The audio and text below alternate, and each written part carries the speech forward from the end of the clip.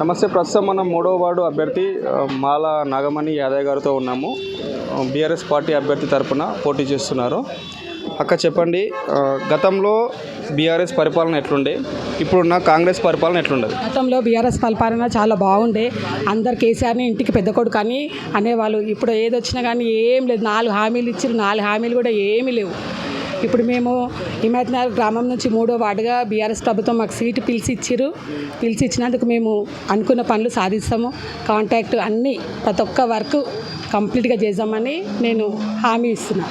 అయితే ఇంకోటి ఏంటంటాక బీఆర్ఎస్ ప్రభుత్వంలో ఫ్రీ బస్సు అటువంటి ఏం పెట్టలేదు కదా, కాంగ్రెస్ వచ్చినాక పెట్టింది కదా. ఫ్రీ బస్ ఇచ్చినప్పుడు ఆడవాళ్ళకు వాల్యూవే లేదు. అసలు మహిళకు చెయ్యి ఆపితే కూడా, చెయ్యి పెడితే కూడా బస్సు ఆపుతలేదు. అట్లాంటి ప్రభుత్వం వచ్చింది ఇప్పుడు. ఇప్పుడు 2000 పింఛన్ అయితే ఏదైతే కేసీఆర్ ఇస్తుండో 4000 ఇస్తున్నాడు, 2000 ఇస్తుండు. ముసలోళ్ళు పాపం బాధపడుతున్నారు. 4000 చేసి అన్నాడు, 2000 వేసి ఇస్తుండు. ఆ 2000 కూడా చక్కగా ఇస్తలేడు. కేసీఆర్ ఉన్నప్పుడు రైతు బంధు అవన్నీ వేసిండు కదా. రైతు బంధు వచ్చింది, రైతు బంధు బీమా వచ్చింది, ప్రతి ఒక్కటి ఇచ్చారు. అన్న, మీరు గతంలో వార్డు మెంబర్గా కూడా చేసారు కదా, అంటే మీరు వార్డు మెంబర్ ఉన్నప్పుడు చేసిన అభివృద్ధి పనులు ఏమేమి ఉన్నాయి మీ వార్డు? కేసీఆర్ 10 ఏళ్ల ప్రభుత్వంలో ప్రతి ఒక్క వార్డులో కూడా, అంటే ఇది నా వార్డే అని కాకుండా ప్రతి వార్డులో కూడా రోడ్లు కానీ, డ్రైనేజీలు కానీ, ఏ సమస్య ఉన్నా కానీ ఇప్పుడు ఖాళీ చెత్త తీసుకోలేడు మోరీలకు. ఈ ప్రభుత్వంలో, ఈ 2 ఏళ్ల ప్రభుత్వంలో కాంగ్రెస్ 420 హామీలు ఇచ్చింది. ఒక్క హామీ కూడా అమలు కాదు. ఒక్క గవర్నమెంట్ ఏమంటావు ప్రభుత్వంలో జరుగుతున్న పనులు కూడా ఇప్పటి వరకు బిల్స్ కూడా లేవు. మరి ఏమంటారు అంటే 6 గ్యారంటీల్లో మేము 5 గ్యారంటీలు చేసినాం, కేవలం 1-2 గ్యారంటీలు మాత్రమే మిగిలిపోయినాయి, అవి కూడా ఈ 2-3 ఏళ్లలో చేస్తామని చెప్పి అంటున్నారు. అది అసంభవం జరగదు. అది రాబోయే ప్రభుత్వం కేసీఆర్ గారి నాయకత్వంలో మళ్ళీ జనాలే కోరుకుంటారు మమ్మల్ని. జనాలే కేసీఆర్ లేకుంటే అయోమయంగా ఉందని, కేసీఆర్ కావాలని జనాలే కోరుకుంటారు. రేవంత్ రెడ్డిది అయిపోయింది, ఆయనది ఏం కాదు. అంటే రైతుల కోసము 2 లక్షల రుణమాఫీ చేసినాము అంటే గతంలో బీఆర్ఎస్ ప్రభుత్వం రుణమాఫీ కూడా సరిగ్గా చేయలేదని చెప్పి అంటున్నారు. రైతుల కోసం కేసీఆర్ చేసింది ఉందా, లేకపోతే ఇప్పుడు కాంగ్రెస్ చేస్తుంది ఉందా? కేసీఆర్ చేసిందే, రైతుల కోసం కేసీఆర్ చేసిందే పెద్ద ఎత్తున జరిగింది.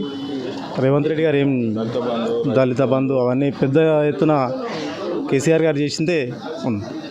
అంటే మీ వార్డులో, అంటే మీరు రేపు పొద్దున మీ అభ్యర్థి గెలిచిన తర్వాత ఎలాంటి అభివృద్ధి కార్యక్రమాలు ఉండబోతుంది? తప్పకుండా మా ఓటర్లు మమ్మల్ని కోరుకుంటారు.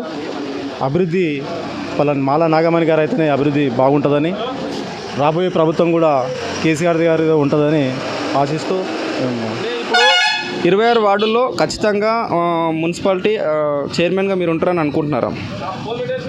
ఖచ్చితంగా మా పార్టీ చైర్మన్గా ఉంటామని మేము తప్పకుండా ధీమా వ్యక్తం చేస్తున్నాము. మాకు అన్ని ఆశీస్సులు కూడా.